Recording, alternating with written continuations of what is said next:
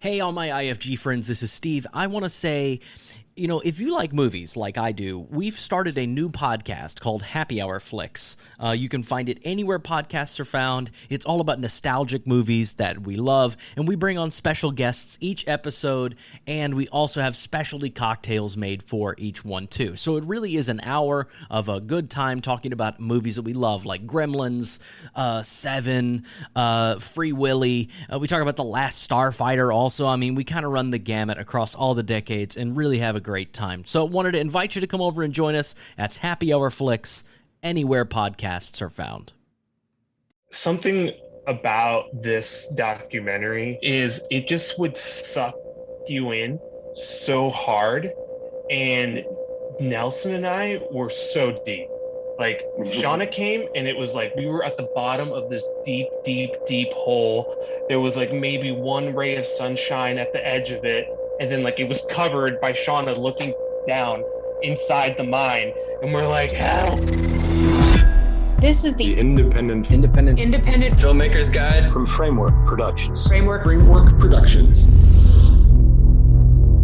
Welcome back to the Independent Filmmakers Guide. I'm James Allerdyce. And I'm Stephen Pierce. Great to see you again, James. And we had the pleasure to watch this week a documentary independent film called Calle.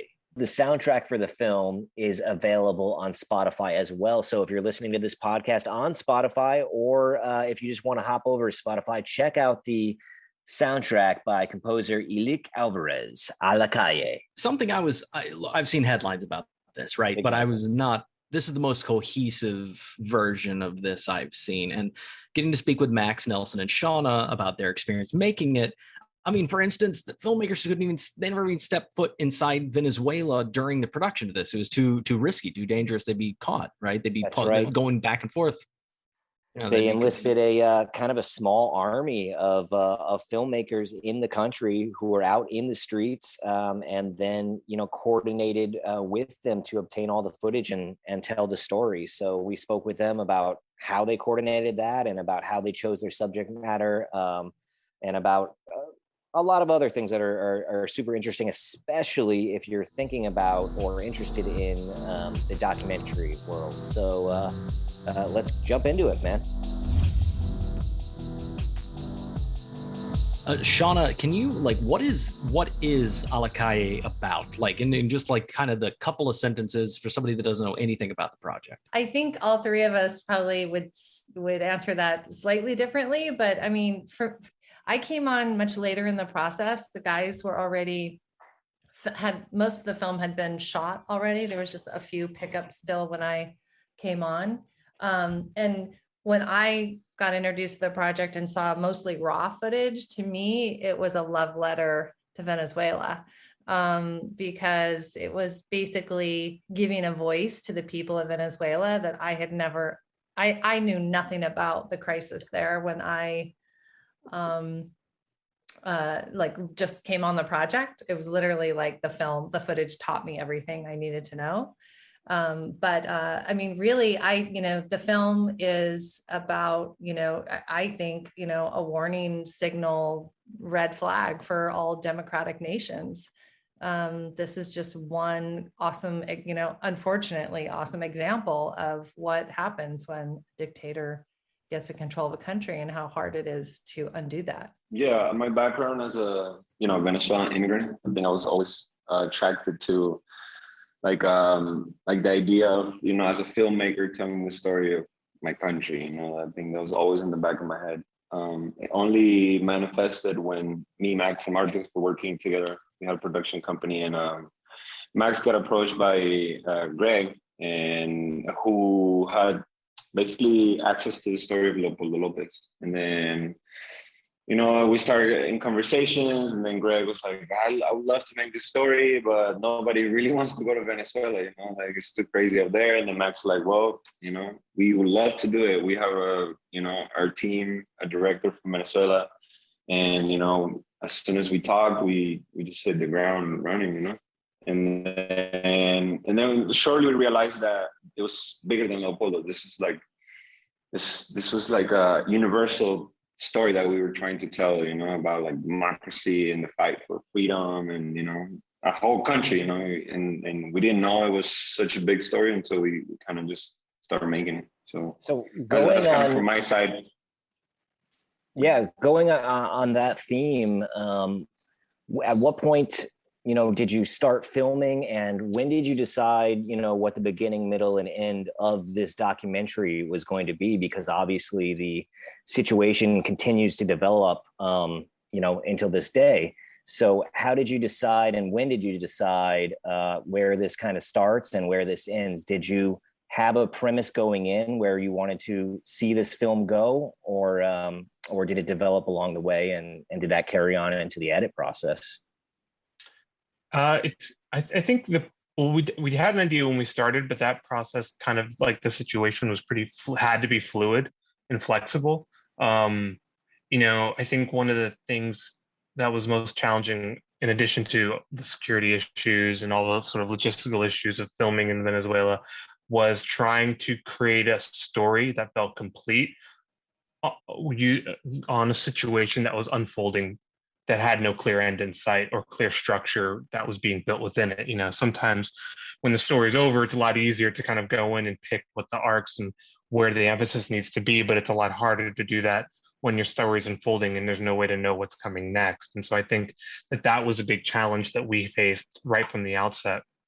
In addition to the fact that Leopoldo Lopez, who was one of the first stories we had access to, was in prison at the time. So it's a little difficult when, at the outset, your main subject is already in jail and no one can see him. So it was kind of like, okay, how do we navigate that? And I think for us, what we decided to do is say, okay, kind of resisting some more of the like artistic inclinations, sort of more like informational, like, okay, if we're looking at Venezuela, what are sort of the pillars of the crisis that we're looking at, and how can we demonstrate, or how can we show those in the most intimate way possible, right? Because individual stories are the things that people are going to relate to the most. And so that's where we got the idea of saying, okay, it's the day-to-day, right, Randall, it's the medical crisis, Federica, it's the economic crisis, which kind of we had to use Randall, a little bit of expert interviews, but also, and then it's the political, which is kind of where Nixon and Leopoldo came in. And so we set out with that at the outset.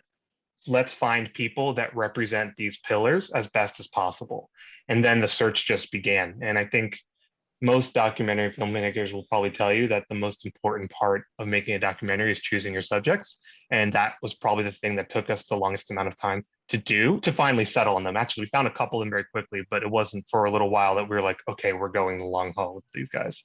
One of the things that stood out to me, and, I want to get into logistics and how you guys did this, but stood out to me right away was how this power kind of transferred, was immediately how the Supreme Court was just basically overrun and taken over by the current leader of, Venezuela's Maduro. I'm saying it correct, right? Maduro. Yeah. And that really rung true to me, because it felt like, well, there's a systematic way that we've seen in other democracies, not unlike kind of what happened, here, where there's just all of a sudden an influx of, putting a judicial branch in charge of things. And that's kind of the beginning of kind of the end of checks and balances in many ways. So, I mean, back to what you were saying a second ago, Max, like choosing the subjects. So you guys started with with the one storyline, and it's a really fascinating. You have footage of him inside the prison cell. So how did that come about? Where did that come from?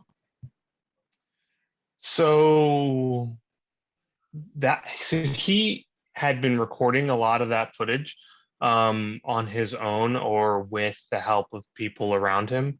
Can't really go into too much detail as to like who was recording what for obvious safety reasons, security reasons. But he was kind of documenting that process on his own. And for various reasons, sometimes he would sneak messages to the public that would be put through his political party's channels, sometimes for himself, for his family, for posterity. I think one thing when you start to get to know Leopoldo is he's very self-aware. He realizes that the whole point of what he did was to achieve a symbolic act, and I think he was trying to work toward keeping the relevance of that act over time. And so he understood the importance of documenting what he was going through as much as possible, so that when he ever got out or during the process, he could share that story with the world. Because, you know, his whole idea was like, you know, I am the case in point. Political dissidents or people who do not agree with the government are silenced in the most violent way. Look at my example, right? And so I think he was very aware of, you know, that was his whole mission.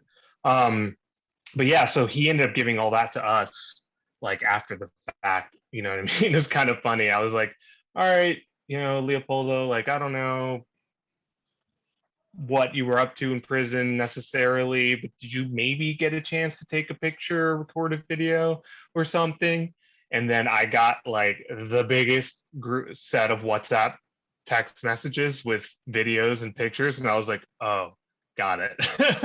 And we're going to have to figure out a better way to transfer all this, because I can't go through 150 WhatsApp messages. But, you know, I realized that he had been doing this most of the time on his own. Yeah, so this is kind of I mean, literal guerrilla filmmaking process. I mean, tell me a little bit about how that worked. I know logistically there are details you probably can't get into, but over there's kind of top down. This is not a conventional film production in any way, shape, or form for capturing. I think I have some cool stories. I think first of all, we had a lot of luck with our producer. Shout out to Greg. He trusted us a lot on the process, because we came from like short form, and even though we had the skills, we haven't taken on something this big before. So I guess, how do we put this into the most logical sense? Basically, I had a lot of trusted colleagues in Venezuela. You know, people who have shot, I don't know, music videos in the worst areas. You know, I usually try to get into the most trouble to get the best footage. So I don't know, people knew I was serious, you know. And then when I gather a group of people, I actually like try to pitch it in a way that was not so scary, you know, because in Venezuela you can't really speak against the government. So I created kind of like a network where we had like tiers, you know. It's like the filmmakers and the journalists, and then just the street creative, you know. And then in the street creators, we had like graffiti artists, like, I don't know, music video directors, like even just I had a friend who just got on you can't really film in the subway. But I was like, here, I'm gonna send you a GoPro, I'm gonna pay you a day rate, and just do all those videos that you upload on Instagram. I need all those, but on GoPro. So, you know, we did a lot of that. So I like scouted and created like a really solid team.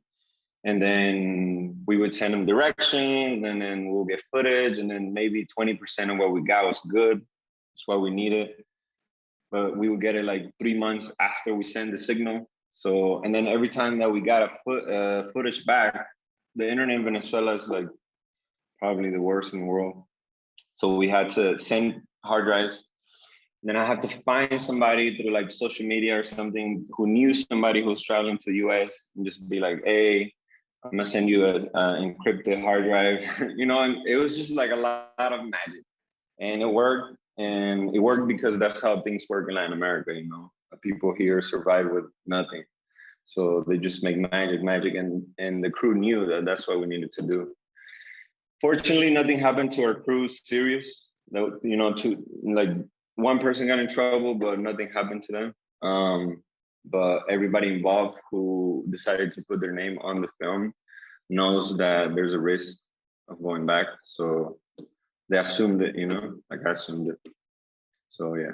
Yeah, I mean, there's got to be, but that's what's most amazing about documentary filmmaking, right? Is that there is an aspect of journalism, especially in the subject matter like this. I mean, you're filming people that are like men in a river, like not even a river, in a drainage ditch, like digging through the bottom, trying to find, you know, things they can sell or use, you know, I mean, And then you have, I mean, the cold open of the damn film is a street interview that gets interrupted by gunfire and then they're running away. I mean, it's no joke. You know what I mean? This is not even like, yeah, this is a rough neighborhood. It is.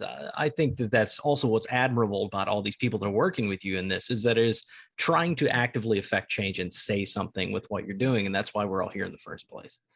And there's something that there's a level of complexity just being in Venezuela, just going from point A to point B. You could get kidnapped, you could get robbed, you could get, I don't know, stopped by police and then search. Imagine like all of this stuff, all the complexity of being a filmmaker in a war zone, and then you add all that layer. It was almost like impossible task. That's why probably nobody wanted to go. Nelson, you're from Venezuela, correct? You said?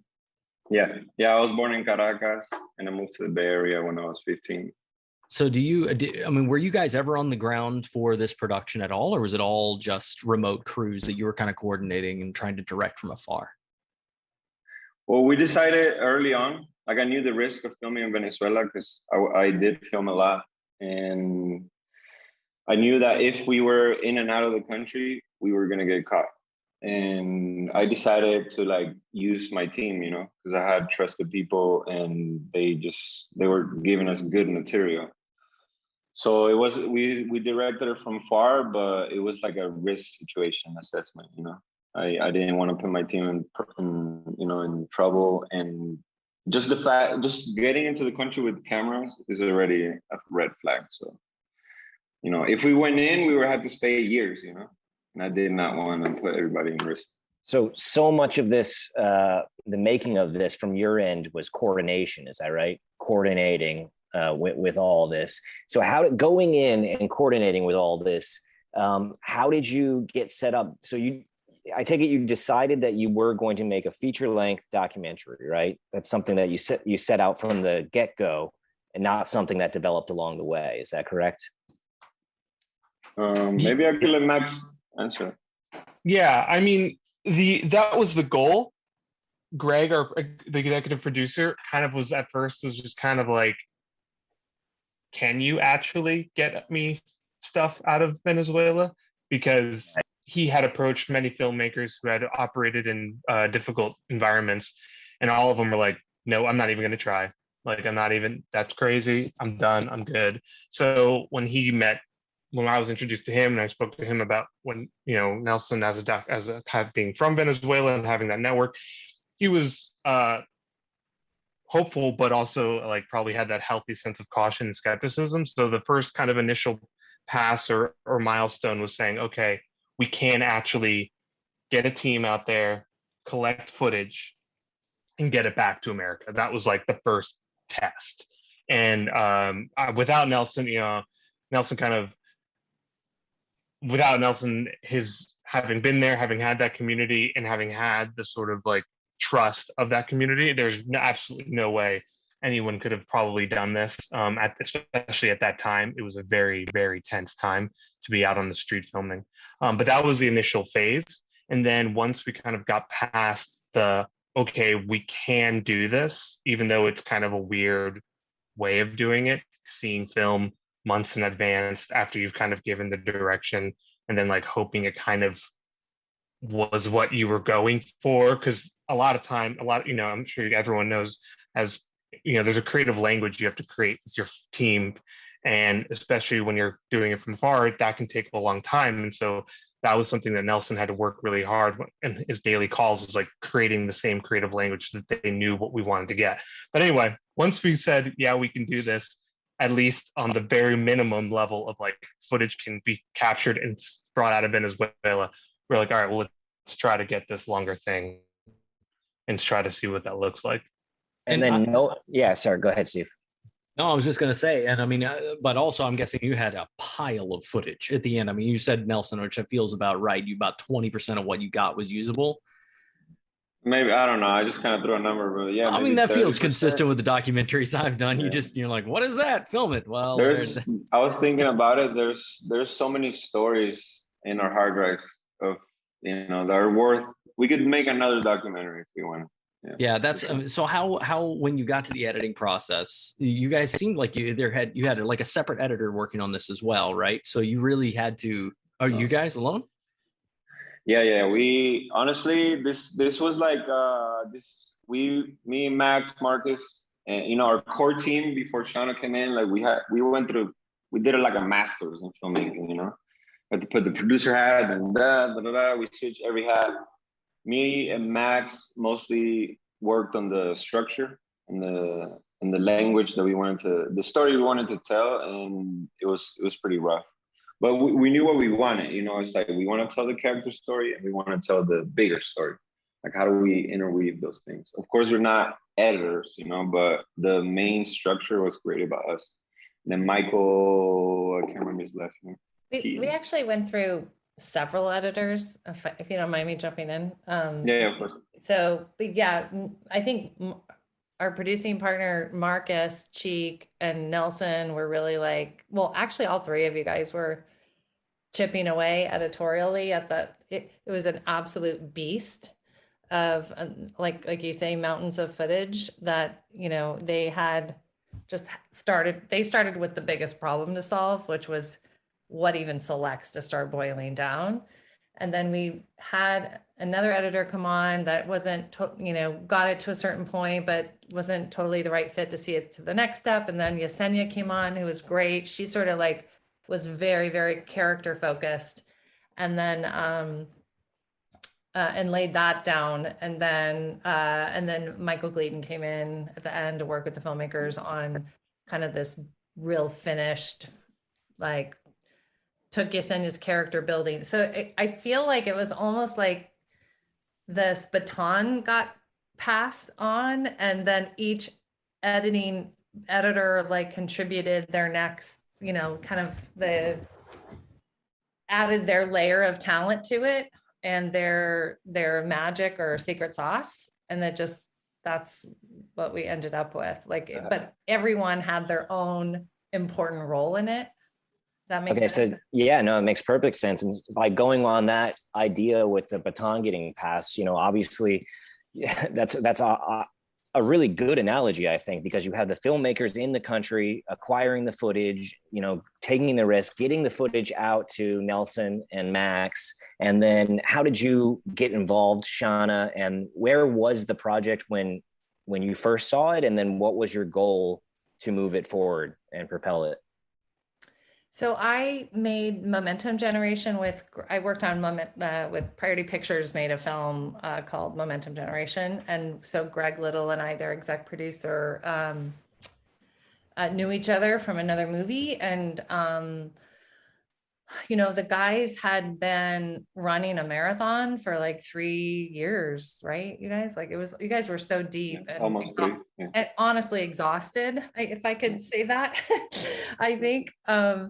And I just really came in. I'm like the mother hen organizer. Okay, let's make this a distributor friendly product now, and let's get a post-production schedule in place. And look, it's interesting. I was like, as they were describing like the filming part, I was thinking like the edit phase was almost like its own war zone, because there was so much footage and so much of it was actually really good.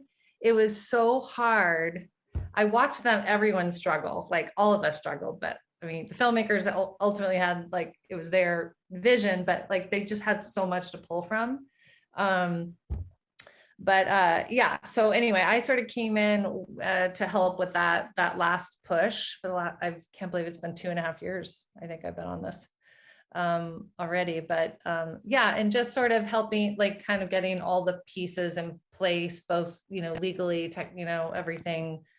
Yeah, I mean, I'm sure this is a legal kind of monstrosity because you have all the footage coming from different places, and you have a lot of newsreel footage, a lot of found footage. How did you find that stuff, first of all? And second of all, how did you acquire the rights to get to use it?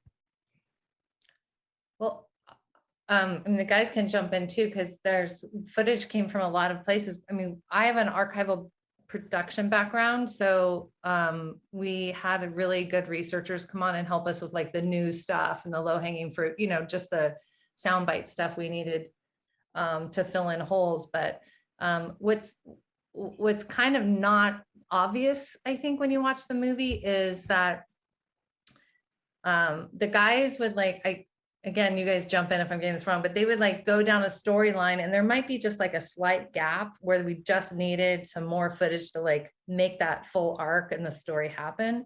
And so Nelson would go back to the street, so to speak, and call in favors of shooters that weren't hired by production, for example. And through his network, he would just start like, that WhatsApp was like the magic bullet. And he would find like, oh, this guy was down there shooting that day and and this guy has some footage. And like all of a sudden, like footage would appear magically that looked like production footage. But we actually licensed it from, talented filmmakers who happened to be just down there shooting on their own. So it was a really cool mix of archival, standard library stuff that we needed, like the Chavez stuff, historical news bites. We, did traditional licensing or fair use. We had a lot of fair use material. But yeah, that it was a wide range of eclectic. Well, it was interesting because we when we first put the story together, because we were the first editors, I think we had we saw those gaps, we're like, it's impossible to fill this gap. And I think we would just download a YouTube video, just boom, throw it in an editing sequence, and then Shauna came in and she's like, what is this mess? Like we can't use this thing, and I'm like, but Shauna, we need to use it. So I don't know, she actually learned a lot on how to license footage. I had no idea like what was why, how to find it, but I think with her guidance, we were able to distinguish what we needed, and if it wasn't available, or sometimes we'll find on YouTube, and then like she said, find the actual shooter, and then but like the majority of the structure is ours, it's like we created it from the ground, but some things are impossible to make. I think going back to the question about where we were at when Shauna came in the passing of the baton, like I think something about this documentary, and I'm sure many documentaries are like this, but this is my experience, so I can only speak on it, is it just would suck you in so hard. And Nelson and I were so deep.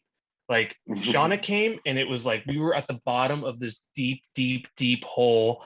There was like maybe one ray of sunshine at the edge of it. And then like it was covered by Shauna looking down inside the mine. And we're like, help, and so that was like where we were at. And I think it was so hard for us at that point. But this is what ended up becoming really useful in the process, is getting fresh eyes with new editors and new people coming in, because when we first started this documentary, we had such a clear idea of what needed to be done. But as the years dragged on, we still held on to those founding principles. That's true, but the intricacies of the situation just became so real to us, living it day to day. I mean, because of how quickly things would unfold, every day we were talking to our team. Every day we were following the news. And then years go by, and then you just it's really hard to say, okay, well, if you're just seeing this for the first time, 90 minutes to 2 hours, like what do you do, and what's important?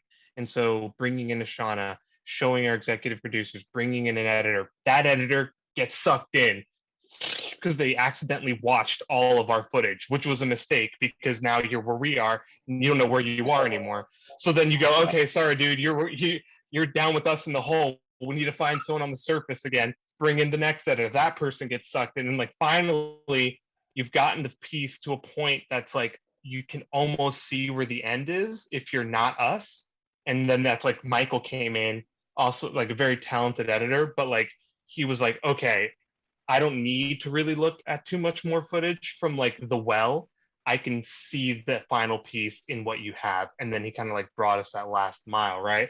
And I think with something like this, these long-term projects, it's so important to have those fresh eyes and have them on deck almost. Like without Shauna, and then Shauna kind of helping us find them along the way. Like, I don't know when we would have found them and if we would have found them on time. But if you're going to be going into a project like this, recommendation to future independent filmmakers who might be endeavoring in a year-long process, like, schedule a guy 1 year out who you trust creatively, but who's not going to look at anything you've ever done, and is just going to look at what you have and then give you an honest opinion, because what you create is going to be like, it's just going to be nonsense. Totally. So I mean, you need that perspective. You said, so you mentioned a long term here. Normally, I think independent films are like a couple of years, 2.5, 3 years. How long have you guys been working on this project? I can even remember. Like, I have my dog turned 5. He's gonna turn 5 in 2 months, and I didn't have him. So it's been a long time. So that's one of my things I'm always fascinated about with documentaries, because documentaries, especially like this one, you don't know what you're gonna have when you start this. You don't know what the end is, where it's gonna be, when to end it. How do you make a, quote unquote business plan for something like this? How do you figure out what a budget looks like? You're hiring camera people. How many more times are you gonna need them? How many more editors do you do? What was the process like for you guys? I'll let Max or Shauna. Yeah, I mean, that is a crazy question. This would not have happened without Greg Little. I mean, there's no way this film would have happened in, like, outside of this one person, honestly. It just because it required someone fully committed to the topic financially and was willing to go the distance with the filmmakers. As the story evolved and as the Venezuelan news continued to unfold, he knew it. Like, he just said, I'm still, like, he just stayed in all, like, it was just, he's just kind of a miracle. I mean, as a producer who does do budgets for other filmmakers and who, does proper schedules and all that, this is a very unique situation. And I'm saying that because I just can't imagine, like, Nelson and Marcus and Max having to, like, write grants every time they ran out of money, or, like, going back to raise more money, with, like, a bunch of individuals, and still stay, like, in tune with what was going on in the streets in Venezuela. Like, there's just no way they could have. Right. Or even have the time, like, literally have the time. I mean, like, it just would never. So it's yeah, I don't know that this is just like a business plan based film. It was really heart driven and topic driven. And, like, I love how Max explained that, like, this deep hole you go into, because I've even been down there and had to, like, climb myself out. And for me, I don't know if it's just, like, being a woman or whatever, but, like, I get so invested in the people in Venezuela. Like, it just wasn't about making this movie anymore. And, like, to this day, it still isn't. It just has such a higher purpose, right? And so you're just like, I don't care if this takes 20 years, like, we're going to get this thing out, like, it was just like, we all just became pit bulls, and, like, with a bone in our mouth. And we were like, sludge fest through whatever it took to get it done. And luckily we had an EP that was looking, he's a great businessman, but he had his eye on the humanity of it more, which was important. And that's Greg Little, who is the producer that came in from the start and saw this thing through until now. So going on that and talking about the purpose, every documentary, you want eyeballs on the thing, right? So how did the film festival route go? How is distribution? How is it gone? And where is it going? And how is the film moving forward to get as many eyeballs as possible? Yeah, so I think we had a pretty decent festival run. We had the fortunate and unfortunate, like, we were still in post when COVID hit. So we went from having editors working in the same room to everyone going home, and the guys were doing Zoom interviews to, like, finish the movie during COVID. So that was a challenge just to even get it ready for a festival. And then we premiered at Doc NYC. And then, we were disappointed we didn't get into any majors, I guess, but then at the end of the day, it was like total blessing in disguise, because we ended up getting just huge following in the human rights world. So it screened at like all the Human Rights Watch, well, a lot of them, like, UK, Canada, The Hague. yeah, it's been, and then we screened in Miami. Anyway, you can go on our website to see all the festivals it's been in now. But so distribution wise, just because this is a filmmaker crowd, I'm just gonna like keep it real. Yeah, no, that's what we're here for. Without, I'm trying to be diplomatic at the same time, but here's, I think, the challenge with like, okay, COVID hit, festivals are going virtual. We've still yet to see this film with an audience. We've never sat in a room with like. Yeah, that's the hardest part of the festival, right? I don't think we've even seen it with each other in the same room. Yeah, we've never watched this movie together. I just realized, like, that's pretty crazy. That sucks. But I think everybody's like, "How's the festival route?" I'm like, "Good, just Zoom calls and Yeah, and I think the challenge so we thought, I think in the beginning, we naively thought like, oh my God, like maybe this COVID thing is going to like be the best thing ever, because production is shut down and everyone's going to want all this content, right? And there'll just be this flood of content, and we've got the best content ever, and we're going to have a bidding war. Like, I think we had all those kind of ideas, and especially because we knew we had a quality project, and almost the reverse started happening, where Netflix like went through the roof with all the streaming views. Then all of a sudden, all the streamers got on like in that game at the same time. And now they needed a ton of product, but they had less money to spend because they had more content to fill these slots. So I think what's terrifying for me right now and as a doc producer is how we've already had trouble making money as doc producers. And now you hear the headline of like, so-and-so sold their film for $10 million. I mean, that's like the canary in the, like, whatever. Yeah, that doesn't happen. That's the exception. It doesn't happen. I mean, yeah. And then my colleagues, we're shocked at how low the acquisition, fees and the acquisition, like they're just incredibly low right now. So I'm not saying, we were very fortunate, with the HBO Max, it's actually a Warner Media deal. And then they selected which platform they wanted it to go on, which we're so excited and blown away that HBO Max that took it. Did that come out of the festival run, or did they see it in festivals, or how did they get to it? How did they get their eyes on it? Endeavor Content represents Priority Pictures on multiple films, and our film got packaged into that. So Endeavor represented the filmmakers on sales. Got it. And they set that deal up.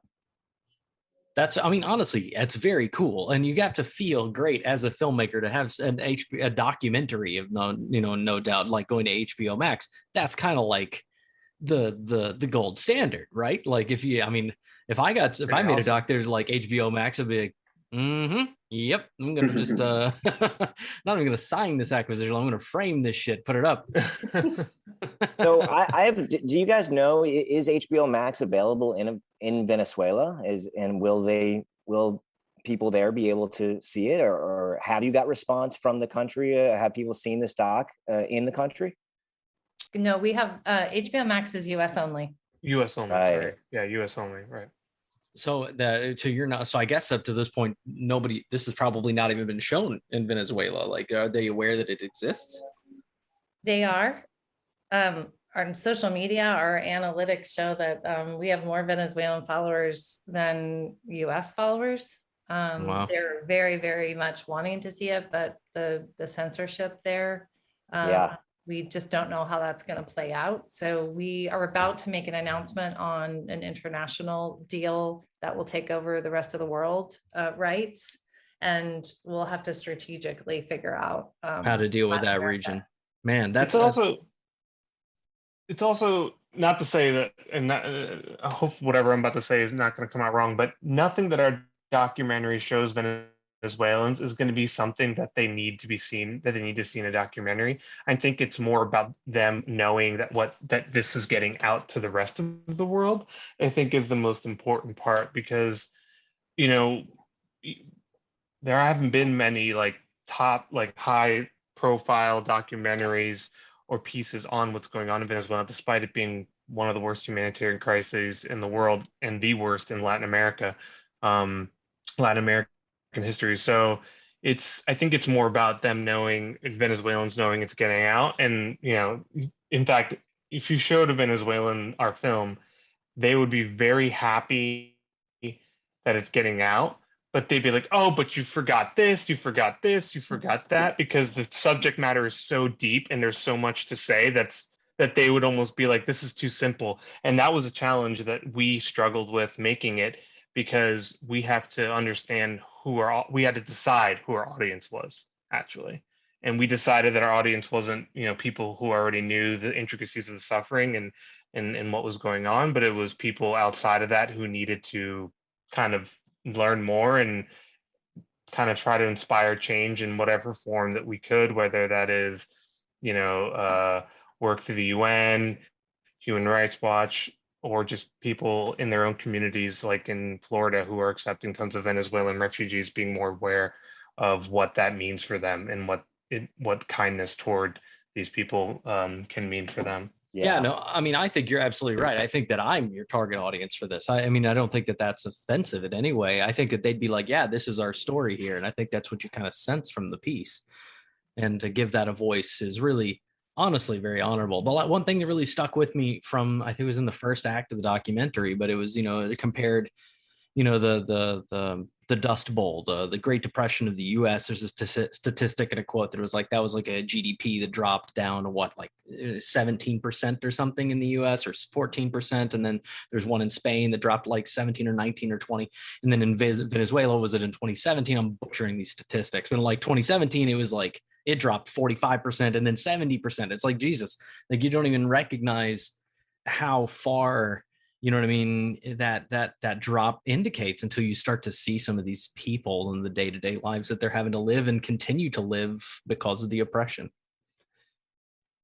Yeah, the economic issue, we realized very early on that it was the driving factor for the basically what's happening now. It wasn't only like a structure of government. It was like an economic problem that was very, very deep. Because Venezuela is going into nationalizing all the private sector, like going into debt with countries and not being able to pay, destroying the oil company. I'm in Colombia right now, and I was explaining to some people I'm working with, and they're filmmakers, and they're in Colombia, the country that's taking the most Venezuelans, and it's right next to Venezuela, And I was trying to tell them, like, this is what happened, because the oil, it wasn't necessarily, like U.S. pressure. People have all these ideas, but it was an economic problem. It's like we were spending more than we were actually getting.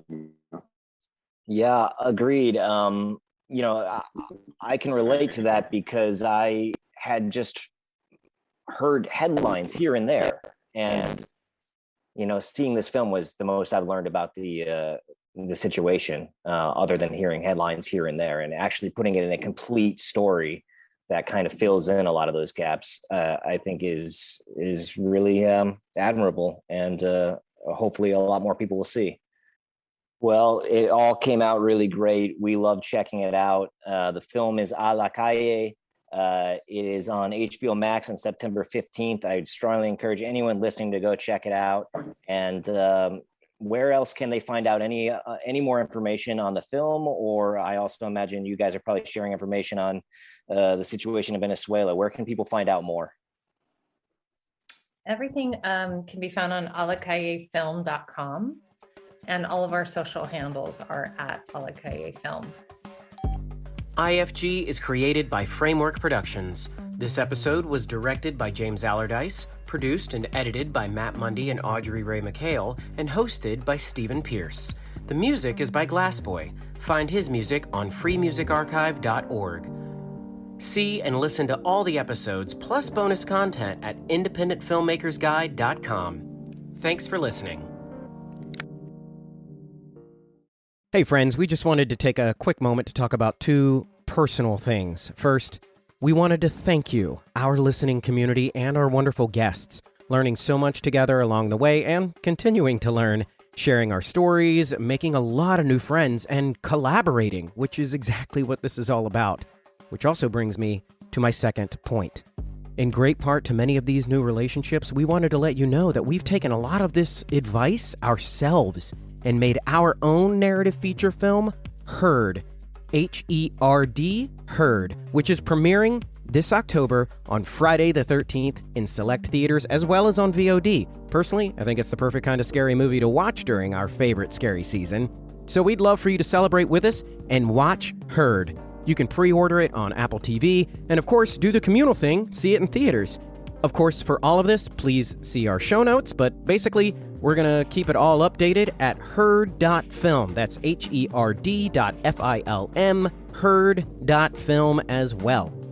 Thank you again, and be sure to give us a rating and a review over on Apple Podcasts so we can continue to build this community and collaborate. IFG, how movies get made.